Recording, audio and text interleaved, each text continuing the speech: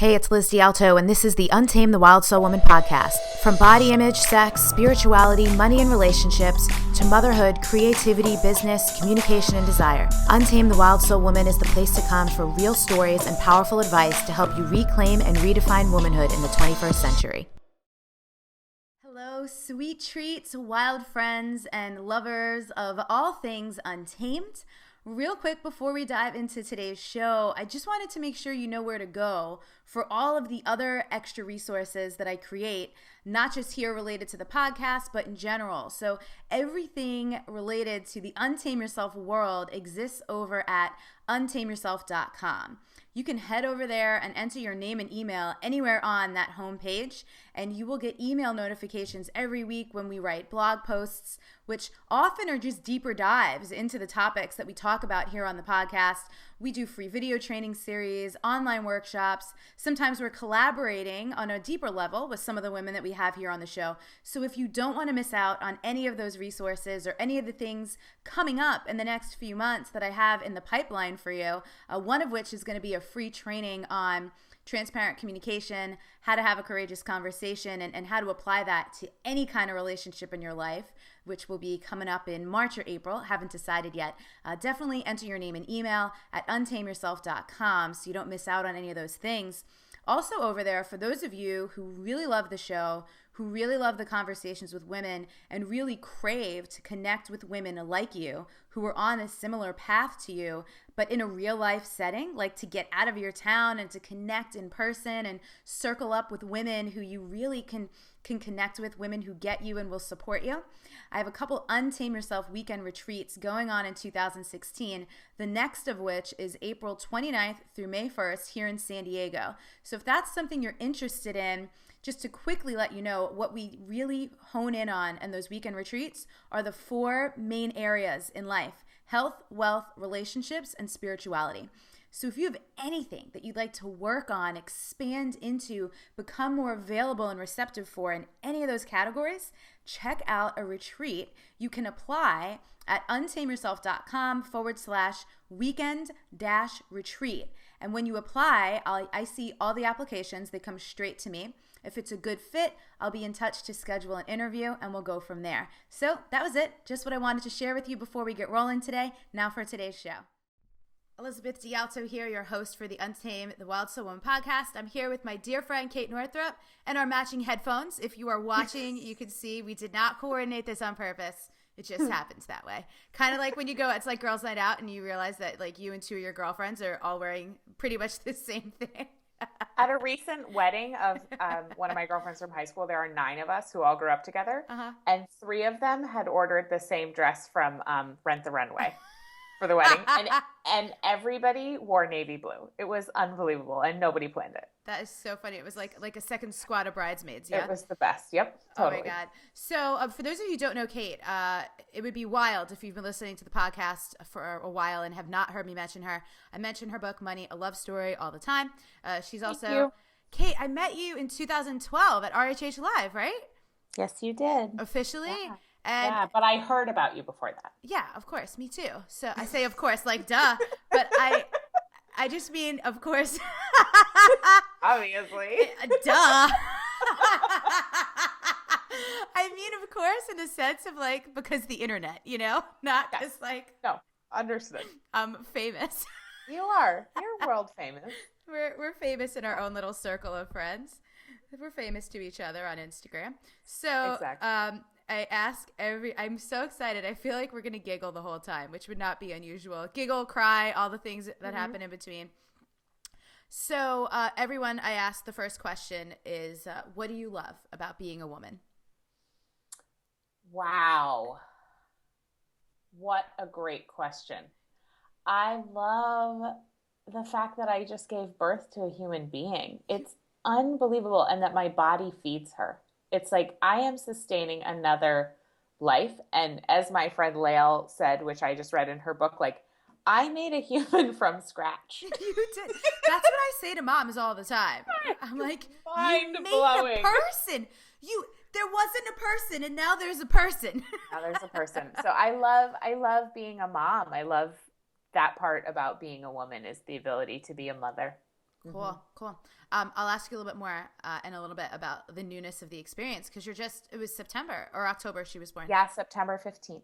Wow. So at the time we're recording this, we're going on, I'm going to count it out. September, October, November, December, January. Almost 6 months? She's 4 months. 4 months. Well, 4.5, almost 5. Yeah. So I counted on my fingers and I still got it wrong. Just okay. don't trust me with left brain things. It's okay. So, what was, oh man, so at the time that we post this interview, I will have, you guys probably would have listened to my interview with Sarah Jenks several weeks ago. I love talking about transitions because I think our culture largely, most of us, you might be different because of having like a super mystical mom and like just tuned in, someone who like practices and celebrates a lot of cool things that a lot of us never really learned about till we got older. But I think our culture doesn't particularly honor transitions, right? And like closing out one chapter to open up a new chapter, whether that's I left this job and I'm going to this job, or I was not a mom and now I am, or I was not married and now I am. Regardless, there's millions of transitions that we all go through. Yeah. Did you do anything to honor or celebrate it or ring it in? I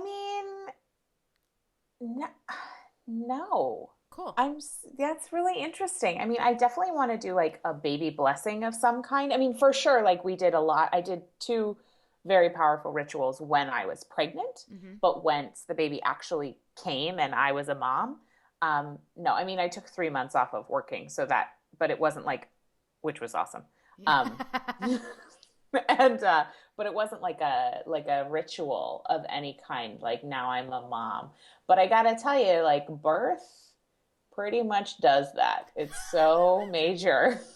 I mean, so I don't know that it's like such a freaking rite of passage. Like everyone tells you, but you just don't know until it's like wild and wacky. And any woman listening to this who has given birth knows what I'm talking about, but it's like, so that definitely marks the transition big time. I took a birth class called Birthing from Within, and the teacher said that the woman who goes into labor is not the same woman who comes out. Totally. And that is 100% true. And I think that's true of any like major creative endeavor we do. If it's giving birth, if it's writing a book, launching a business, I mean, same thing. Yeah. So you've done all those things. You've launched a business, several businesses. You've written a book. How is this different, or did those births prep you at all for this one, or just completely unrelated? No, I mean, I don't think it's unrelated. I don't know that anything can prepare you to become a mother. It's hard, as you said. Sarah Jenks said, I haven't listened to the interview yet, but I'm excited to. Sarah and I text a lot about being a mom and obsessing about little things. I have found, what's been really surprising, and I don't know, I thought I would be like my mother. Like I just assumed because my mom is my primary role model as a mother that I would be like her as a mom. And I'm totally not. Like I'm really different from her as a mother. And it's shocking to me. I'm just so surprised what kind of mother I am. So some of you might know Kate's mom is Dr. Kate Northrup. She's written several books, Women's Bodies, Women's Wisdom. Her most recent book is called Goddesses Never Age, which I love the whole idea of that. How are you different from her? I'm so much more, I worry so much more. Oh, and interesting. I asked my mom the other day, because Penelope was with Mike and my mom and I were at a meeting. And I just kept wanting to text Mike and be like, what's the baby doing? Like what, and of course I 100% trust my husband with the baby. Like, it's great. However, I just have this feeling when I'm away from her that I want to know if she's okay and want to know what she's doing. And I asked my mom, I was like, did you have that? When Annie and I were babies or little or anytime. And my mom was like, no. She said, I did not, because when I was at work, like I was with women in labor or doing surgery and there was blood and people's lives depended on me being present. And I was just like, whoa, different. That's so different. So I'm really grateful that I don't have a career like that, because I love that I get to be home with my baby, and I worry about her a lot more than my mom ever worried about me. And I think it's both good and bad. And I think all kinds of moms are good kinds of moms. It's just I'm still so surprised at the kind of mother I am. Yeah, and I'm sure it'll like grow, change, evolve totally through every single phase. Exactly. Cool. So I love Let's talk about, I love, you primarily teach about money. I know you also you mentor people in USANA. You teach people how to grow their network marketing businesses. And what I love about that is, network marketing is something, that's the proper term for it, right? It is. Okay. It's like taboo. I think back in the day, I mean, living in 2016, everything is so advanced. Everything is like better now, Yeah. Even down to, I bet as a mom, actually, how jealous are you at how much cooler little girls' clothes and shoes and everything is now than when we were little? Dressing Penelope is my favorite thing I do every day. Like, I have so much fun getting her dressed. So I think we all agree that just about the technology of everything in 2016 is better. And I think some people probably have maybe a bad taste in their mouth about what it is. At some point or another, a lot of people have tried out network marketing things. And it's very much like a lot of things in life, the type of thing that you get out what you put in. Yes. So can you tell us about your experience? Because whether it's a network marketing business or not, I realized only recently as I was filling my mentorship just how many women listening are entrepreneurs or really want to be entrepreneurs or in some more kind of creative or self-directed career. So can you just talk about like how to manage yourself or what you like about it? You can pretty much riff on whatever you love or hate or want to share. Regarding network marketing. Yeah. Or even entrepreneurship. Great. How I roll. I just want to make sure I'm Kate, addressing the question. Did I actually ask you a question? Well. Hey, Kate, talk about whatever you want right now. Go. Okay. Well, I mean, the network marketing piece, I know that you'll have women who are listening who have done direct sales or network marketing who, I know actually used to rocket your direct selling business with your Cutco knives, which I find incredibly inspiring. Still like the best knives on the planet. So and they're so great. So yeah, I mean, one of the key things, whether you're doing network marketing, whether you're running your own company, whatever, you got to learn sales. Like it's just, and like, stop being, I'm not saying I'm not a salesperson. You are a salesperson. And there's a fabulous book by Dan Pink called To Sell is Human.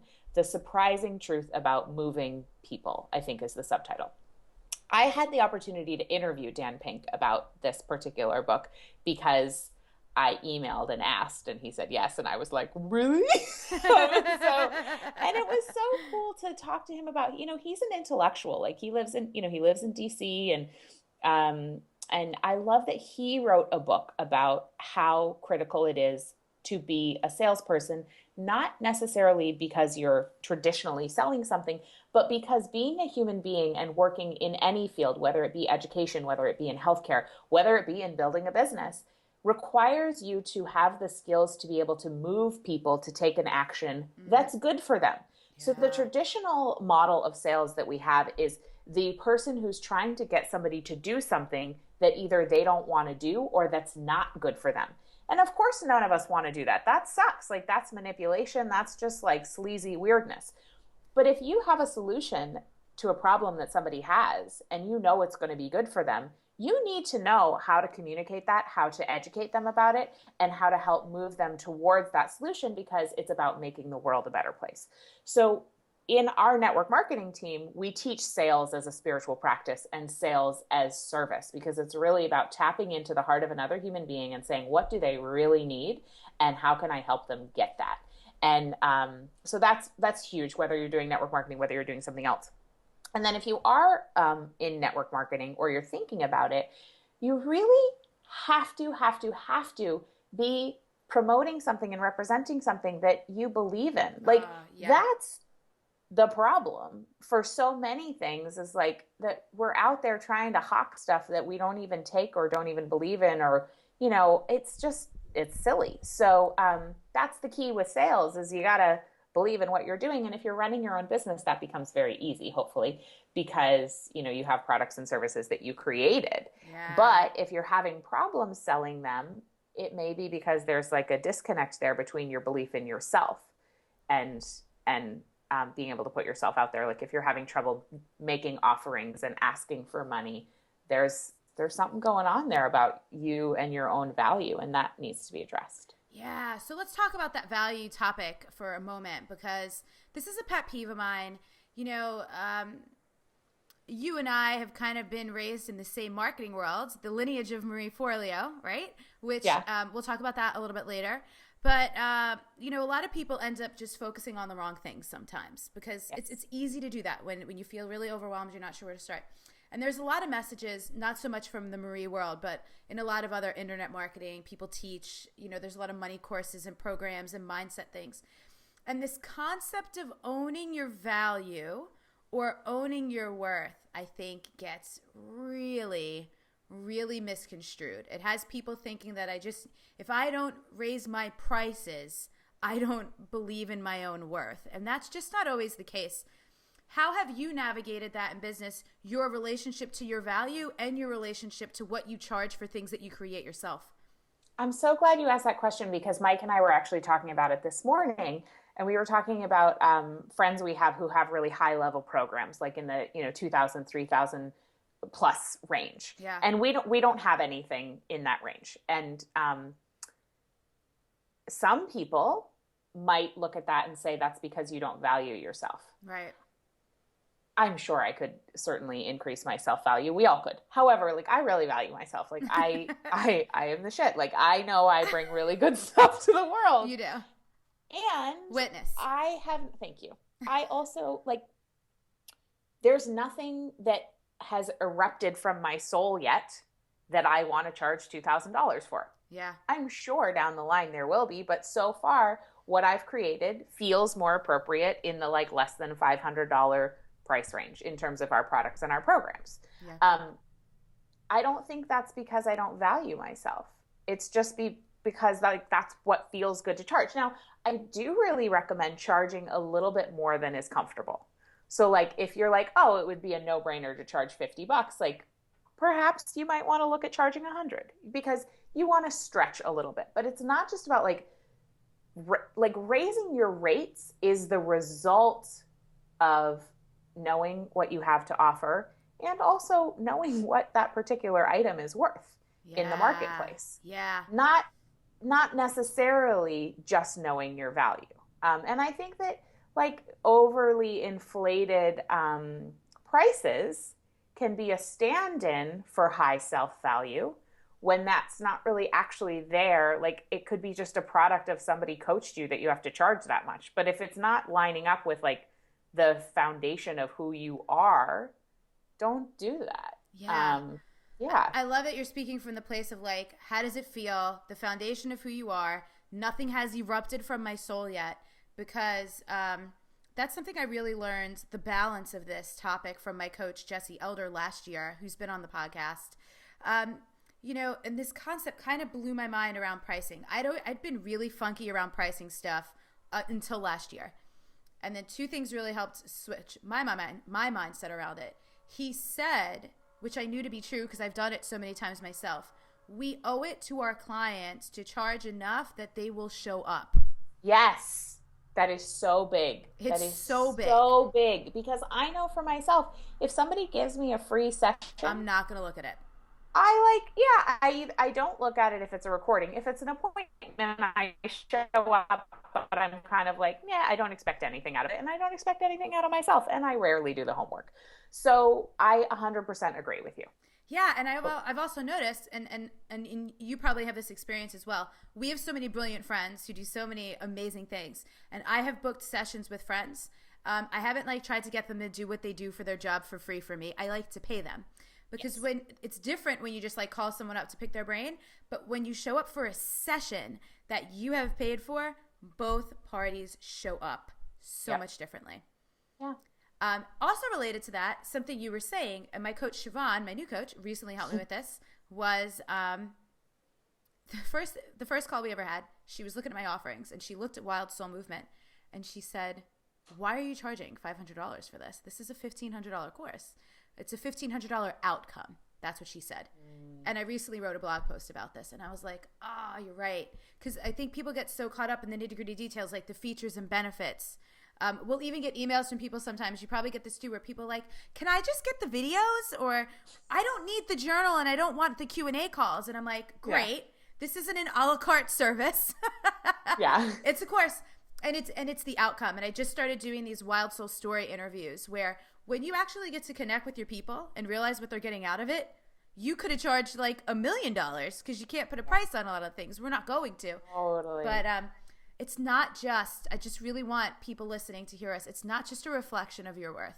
It's a reflection of your connection to yourself, where you are in your evolution, and really knowing who your clients and customers are. Like Kate said, what is your market, you know? Mm-hmm. So thank you for that. Mm-hmm. So you wrote this amazing book a couple years ago called Money, A Love Story. And for years I'd been working on money stuff. I'd made somewhat of a dent in it. But your book was the thing that finally put me over the edge into really kind of landing some of the concepts that I'd studied. One of the things I did after I read your book was I fired my bookkeeper and I started looking at my money. And I talk about this with people all the time because I think that's the way we cope with a lot of things in our life. We just don't look at it. Yep. And it's right there. It's glaringly obvious that it's an issue and we don't look at it. I also love like your story. And so something we talk about all the time in the Untame Yourself and the Wild Soul Movement communities are just recognizing, not to blame, but to be able to identify and heal where our like origin stories come from. Mm-hmm. So could you talk a little bit about how you learned what you originally learned about money and then kind of like some of the hard lessons that you had to go through to get to where you are now? Yeah, so I started learning about money because when my parents went through a divorce, my mom got really scared financially. She thought she was going to lose the house, and she had our college to pay for, and she was just like, she was scared. So I was 16 and my mom was about 50, and she decided to get financially literate. And for whatever reason, I decided that I was going to as well at the ripe age of 16. And I started reading every book on personal finance I could get my hands on. And I loved it. Like I just loved Robert Kiyosaki and Richard Bach and then some of the more esoteric stuff like Catherine Ponder, The Dynamic Laws of Prosperity, and Florence Scovel Shinn. And I love Florence Scovel Shinn. Yeah, Flosco. Did you, by the way, someone just told me recently a new book of hers just came out. Did you know that? Oh, really? Yeah. I don't even know the name, but apparently there's a new Flosco. Check it out. Good to know. Thank you. Keep going.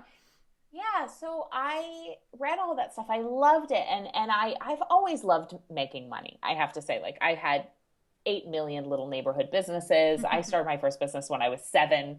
I mean, I've just been into it. But the part after you make the money part was hard for me. And I just always, and I will say, like, this is something I continue to work on. The reason I teach this stuff is because, like, this is an area of growth for me every single day. Like, I will always, if I don't stay on it, I will always default into La La Land when it comes to money. And I will always default back into, well, it doesn't matter. I can just make more money. Yeah. But, which is true. And, like, it's both. So what ended up happening is I got myself into a lot of credit card debt in my early 20s as I was starting my business. I was living in New York City. I was taking trips I had no business taking. I was wearing shoes I had no business wearing. I was going to dinners I had no business going to. And I got myself into a lot of debt while living in an apartment that my mother owned. So I wasn't even paying rent. Like it was embarrassing. And I became embarrassed about it. And I didn't want anybody to know the real truth about my credit card bills and like all the unopened financial mail that I had sitting around. And I was a major avoider. Like I just didn't want to look at it. I had no idea how much the total of the credit card bills were. And I was so scared to look at anything. So I just kept like doing a tap dance, like everything was fine. Yeah. So pause there for a second, because this is really, we are talking about this in the context of money, but anyone listening can apply this in the context of anything in your life that you know is going on and that you're not looking at. And that is like self-selected delusion. It's what it is. And I realized this last year working with Jesse. I started tracking money. It's funny. We're going to get back to this. Something you said about I was really good at making the money, but the part that came after making the money, this year I'm like, okay, last year I made way more money, but it's like, okay, now keeping the money or keeping the money at least consciously redirecting it. Consciously redirecting. I really like the way that sounds. So, but Jesse's had me do this money map thing where I was tracking how much was coming in because I didn't even know that.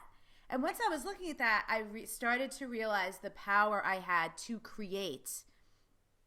Right. I'm so Yeah. glad you used the word power. So my mentor when it comes to all things money is Barbara Stanny. Yeah. And she talks about how important it is. She wrote a book called Overcoming Under Earning, and her recent one is called Sacred Success, which I highly recommend. Ooh, I want to check It's that out. about more of the spiritual journey for women, from moving from having enough to having more than enough so that they can be more powerful in the world, which is the reason for women to become savvy money managers and earners is to be as powerful as we can be in the world. It's not to have stuff.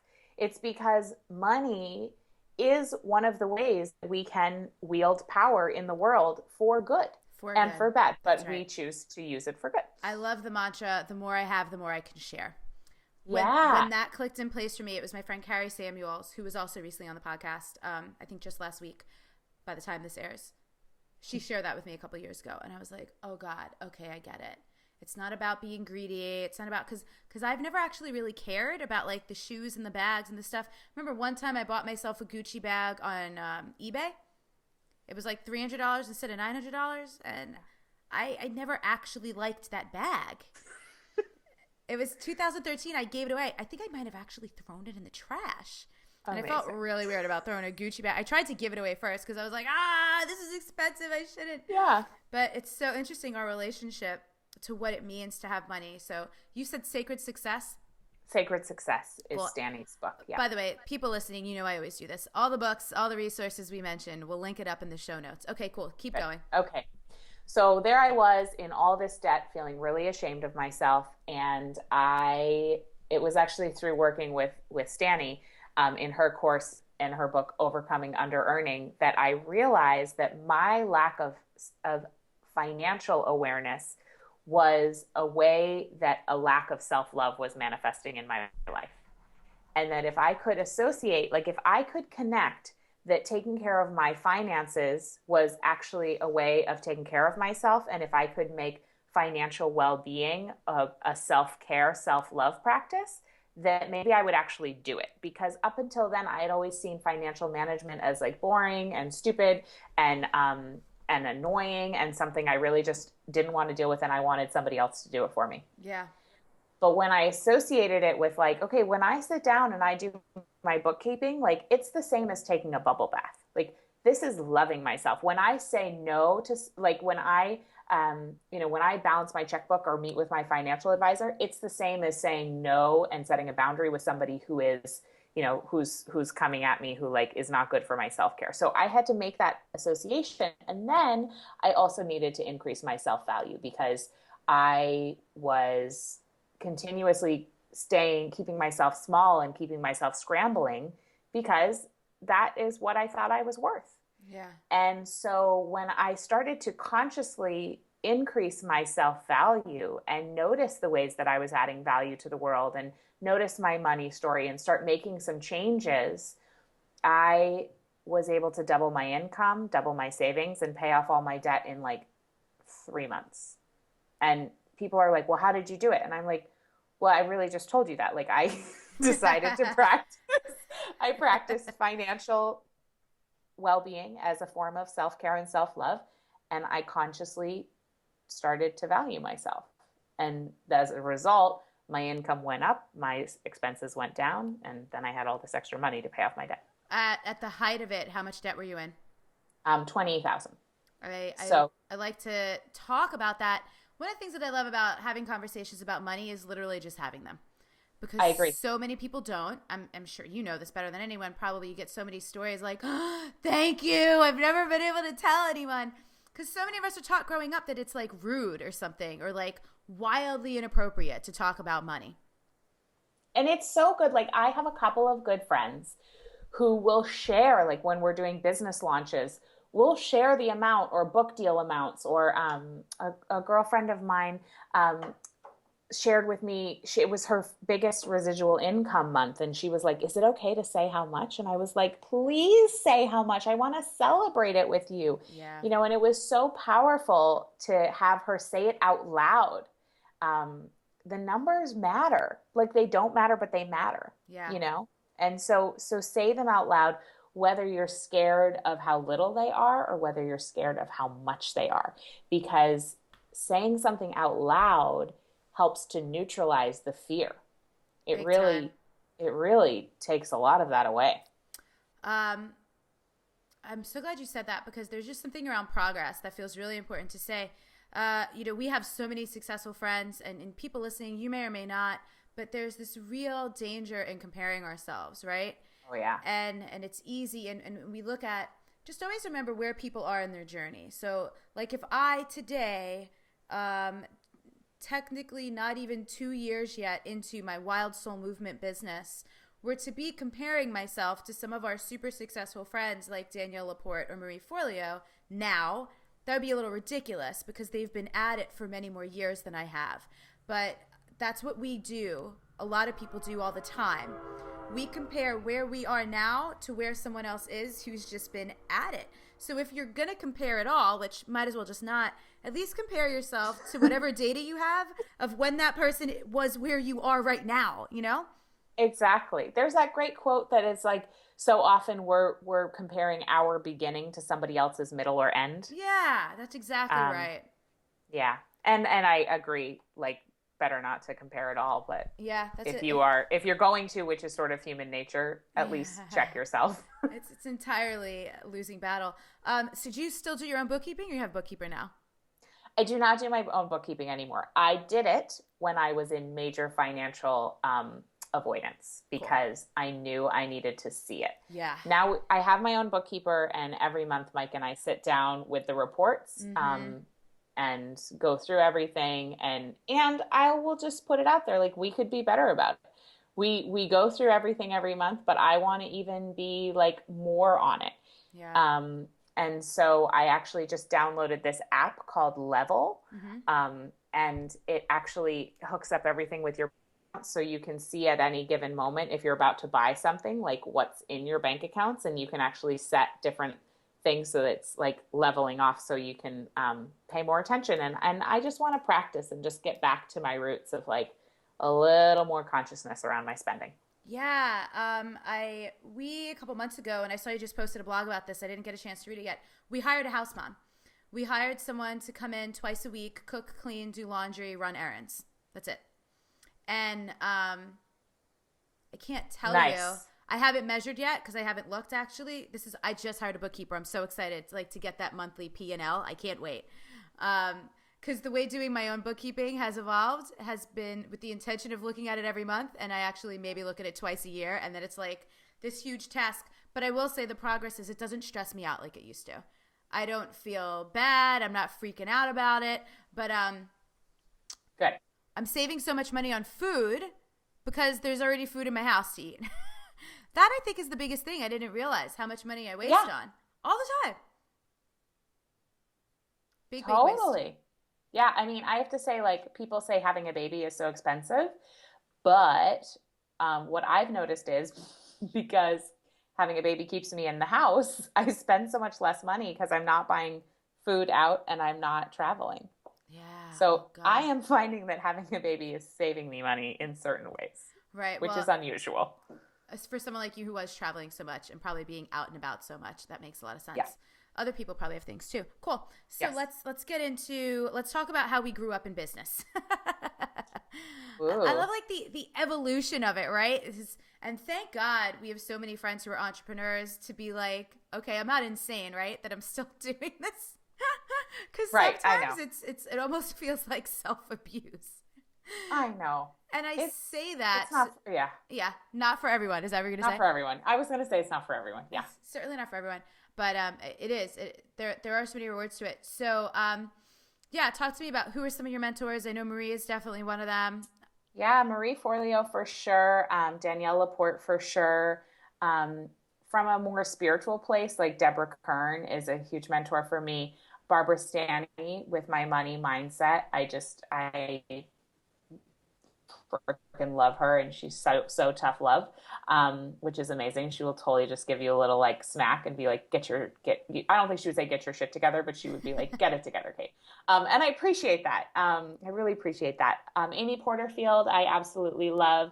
how she runs her business. And I've learned a lot from her. James Wedmore, our mutual friend, that's actually how I met you. Yeah. I've learned a lot from him.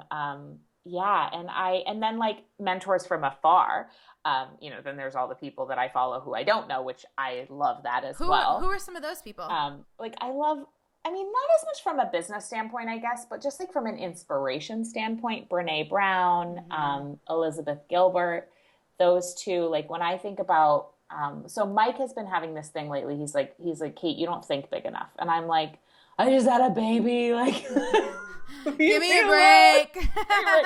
But it's been a conversation we've been having. And I'm like, the reality is like, I want to do big things. And I think about, and granted, like we've done great things in business so far, but like, I think there's so much more that I want to do. But like right now I'm just like, I got to just feed my baby. But like down the line, I think about what brands or what people do I really like, I resonate with that. And I think about, Danielle Laporte and like the way she put out her planner, and it's so gorgeous. And it's so like, I love that friggin' planner. Creative. And, I've got it right here on my desk, and I love the attention to detail. And I think about, Brene Brown with her conversations around vulnerability. And I just think about things. Yeah. So those are my people who I look to and listen to. And also I love listening to the I Love Marketing podcast with Dean Jackson and Joe Polish, because they're just like really hilarious and so practical. Yeah.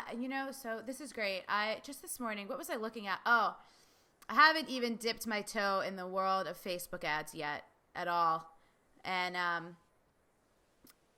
I just joined. I have a new business coach, and she has some other coaches on her team. And I was talking to some this morning. I got all these checklists, some things to implement that feel good, that I'm excited about.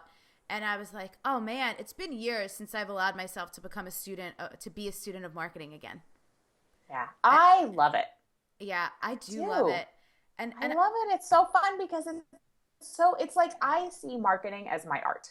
Like writing great copy and like coming up with a tagline. Like to me, it's my art, for right now, and I see it that way. It's the art of business, and doing it well, doing it in a way that resonates, I think can be art.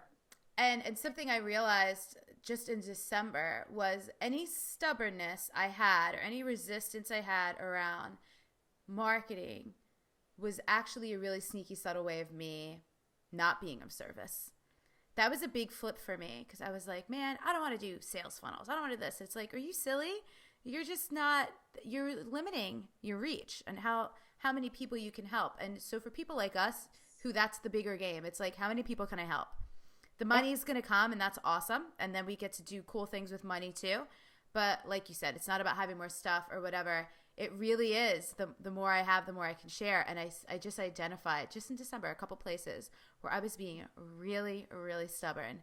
And I'm really, really excited to not be so stubborn anymore. That's awesome. I'm happy to hear that. So what are some ways, it sounds like you just had this conversation recently. What are some ways that you are feeling pulled or compelled to actually think bigger? Well, right now I feel like I have I don't know if this is going to make any sense. It's the first time I'm articulating it to anybody but my therapist, so we'll see. Okay. Here we go. Right now, I feel like I have a space holder, like almost an energetic space holder for the next thing for me. And I have zero clue what it is. And until further notice, I am continuing to put content out there, to blog, and to really solidify the foundation of what we already have. So, because I just made a human, I don't feel a huge amount of inspiration to like create a new program or anything. That's just for me, that's not what's coming up. Although I've talked to many women who like get super inspired right after having a baby and want to write a book or do a new program. And I'm like, that's not me.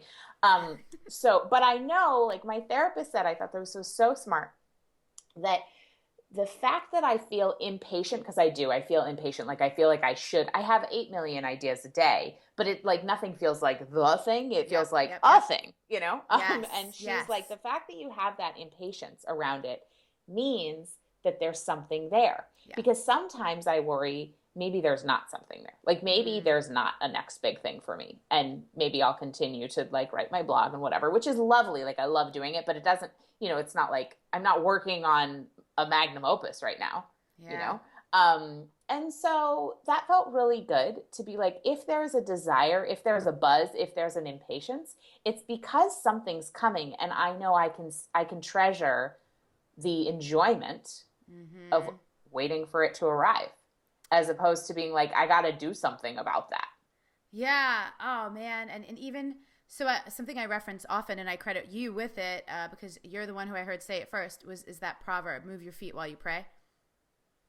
And it dawned on me, I don't know how long ago, that sometimes the move your feet isn't necessarily about like creating like physical stuff, but it's actually just doing the spiritual work. It's doing the self-love work to be the person who can create that thing.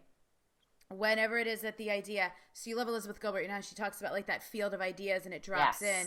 Whenever to be the most receptive and ready person for when the idea drops in, right? Exactly. And so for me, that's writing my blog every week. That's journaling. Yeah. That's staying in, keeping my Evernote files updated with ideas that I do have.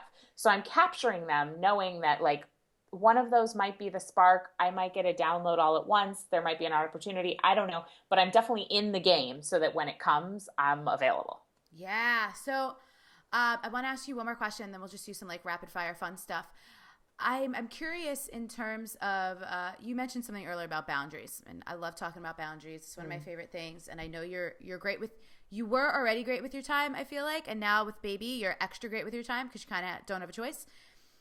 How do you say no with grace without necessarily like using, I have a baby now as a cop-out? Does that make sense? Yeah, totally. I mean, I love saying, and I don't even want to say let's pretend I didn't say that. I love saying it's not a priority for me right now. Yeah. I was asked to do something the other day and I responded, no, doing that right now doesn't make good business sense for me. Mm-hmm. And it felt really true. Yeah. It felt accurate. And I like being accurate. And I also love the idea of not needing an excuse. Yes. I don't, to be honest, people say, you can simply say no. And I totally could. To me, that doesn't feel fully true. And I don't know, to me, I'm not there yet, maybe. But it's like, no. The quote there is, no is a complete sentence. Yeah, but it doesn't really feel very good. But like in an email, it doesn't, like I'm not going to write a whole email that says no. I don't know. Well, not for me. It's just really funny. Yeah. I say no every time someone invites me to do one of those summits where me too. You have to show up for an interview, email your list, like do all the things, basically do all the work for them so they could leverage the community that you've built to build their business. I'm super down. And you know what? I have a couple of really close friends who have done them and they work well and great. It grinds my gears. I'm not into it. Yeah. So, had someone reach out to me and they're always kind of sneaky with their emails. They're like, do you do interviews? And I'm like, I do interviews if there's no requirement to like share it or like all these things. And I had someone respond to me back this morning and say, great. I mean, would you be open to sharing it on social media? And because I had already said no, like politely to that, I just responded, no, thank you. No, yes. And that's different. Like that's totally different. But you know what? I love to make people happy. I'm a people pleaser. I'm not naturally good at saying no. My husband is. He's like amazing. And he's direct and he's just like no. I'm not that way. And so what we did in our business, and this may help listeners, is we have very clear boundaries set. And I don't see 90% of the emails that come in, because if I did, I would say yes to things. And so I have had to get myself out of the system because I'm my own worst enemy. And so it's very standard protocol. I don't do telesummits. I don't do this. I don't do that. I don't do that. And my best way of having boundaries, and I don't know if this is a total cop-out and I'm a total weenie, but my best way of saying no is having somebody else say no for me. It's great. Just being honest. It's super great. Well, and in this context, it works though because it's a business. It's like an assistant, or it's like a gatekeeper, which is just what it is. Personally speaking, it's very easy for me to say no. That's not a priority right now. Yeah. No, I have other plans. But always being gracious. I mean, I think being gracious is really good to say no, and thank you so much for thinking of me. I love saying that. And I love, this is something I learned actually from Marie years ago, which is just like this New York Times rule. If anyone ever was going to and in the age of the internet, you don't even need the New York Times, but if anyone was ever going to screenshot and blast out a message that I had sent or that came from my team all over the internet, I want to feel really proud of that exchange. Totally. That is so true. Yes. I love that. It's like the golden rule of how to respond to people. Yep. And there are sometimes I do want to be I want to say very rude things when people are just, what's interesting to me, you talked about self-worth earlier. I find time worth to be oh, it's huge. You can super tell when someone doesn't value their own time by how willing they are to waste yours. Yes. And I will also say having asked people to do things where they've said no. Yeah. Because obviously I have, and they've said no. And while I'm disappointed, I always respect that person when the answer is given with grace, and they don't have to tell me a reason, no, and thank you for thinking of me. And I respect them. And I also have to say I value them a little bit more. I'm she's really got a handle on her time. Okay. Yeah. Good to know. Yeah, totally. Yeah. Real quick, taking a pause from the episode to bring you a note from one of our sponsors. If you love listening to the podcast, you might also love listening to audiobooks. Audiobooks is something I just got into 3 or 4 years ago. They're perfect for the car, road trips, long commutes, walking the dog. Sometimes we just don't have time to sit down and read a book, or sometimes we want to digest a book that we've already read in a different way. Some of my favorite books, I have both the print copies and the audio copies, so I can listen and I can reflect, and every time I go back and I listen, I always catch something different, or something always lands with me differently. And I'm super excited to have the audio version of my book, Untame Yourself, in the works. And it'll be coming out later this spring 2016, depending on when you're listening to this. It might already be up, but check out audibletrial.com/Elizabeth. And when you go there using that special link, you can actually get a free trial. So you can download an audiobook for free to see if you like listening to audiobooks, or maybe you already have listened to audiobooks before, and why not just check it out to get one for free that you've been really thinking about getting. So it's audibletrial.com/Elizabeth to get yourself a free audiobook. And that's it. Back to the show. Cool. So before we go into rapid fire, it is B School season. So anyone who doesn't know what B School is, it's Marie Forleo's online program for women entrepreneurs, helping them start their businesses. For years and years, I used to promote B School. It's just super not aligned with my business anymore. But Kate does, and they do awesome bonuses. So what do you guys have lined up this year for anyone who signs up for B School through you?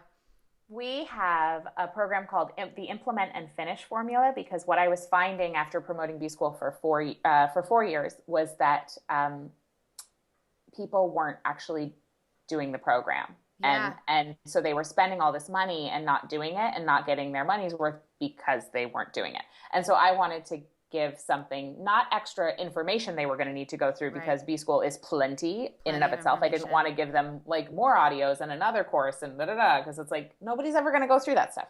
I wanted to give them my hand holding to say, I'm going to walk through B School with you. So that's our Implement and Finish formula. It's my stake in the ground to say, I want you to finish this program. I want you to implement it, and I'm going to be there to help you do that.